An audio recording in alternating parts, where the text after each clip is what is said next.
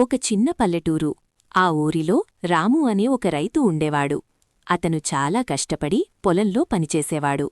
అతని భార్య లక్ష్మి చాలా దయగల మహిళ. వాళ్లకు చిన్న కుమారుడు చందు.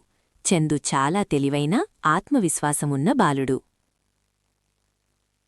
ఒక సంవత్సరం వర్షాలు సరిగ్గా పడలేదు.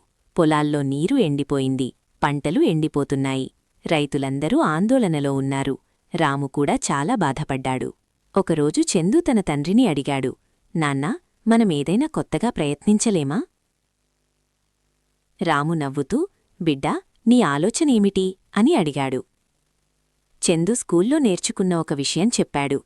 వర్షం రాకపోతే మనం వర్షపు నీటిని నిల్వ చేసుకునే చిన్న చెరువు కట్టుకుందాం. రాము ఆశ్చర్యపోయాడు. చిన్న బాలుడు ఇంత మంచి ఆలోచన చెప్పాడని గర్వపడ్డాడు. ఆ రాత్రి గ్రామ పెద్దలతో సమావేశం పెట్టారు. చందు చెప్పిన ఆలోచనను అందరికీ వివరించారు. మొదట కొందరు నవ్వారు. పిల్లాడి మాటలు అన్నారు. కాని గ్రామ పెద్ద రామయ్యగారు మాట్లాడారు. పిల్లాడి ఆలోచనలు నిజముంది. ప్రయత్నిస్తే నష్టమేంటి? అందరూ కలిసి చిన్న చెరువు తవ్వడం ప్రారంభించారు. మహిళలు నీళ్లు తీసుకువచ్చారు. పిల్లలు చిన్న చిన్న రాళ్లు సేకరించారు. యువకులు గట్టిగా పనిచేశారు. ఒక సాయంత్రం భారీ వర్షం పడింది. చెరువు నిండిపోయింది. అందరి ముఖాల్లో ఆనందం. రాము చందును చూసి, నీ ధైర్యం మన ఊరిని కాపాడింది అన్నాడు.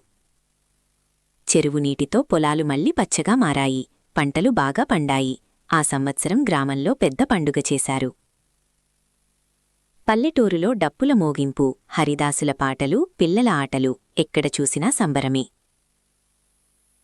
గ్రామ పెద్ద రామయ్యగారు ప్రకటించారు, ఈ రోజునుంచి ప్రతి సంవత్సరం వర్షపు నీటి సంరక్షణ దినోత్సవం జరుపుకుంటాం. చందునందరూ మెచ్చుకున్నారు.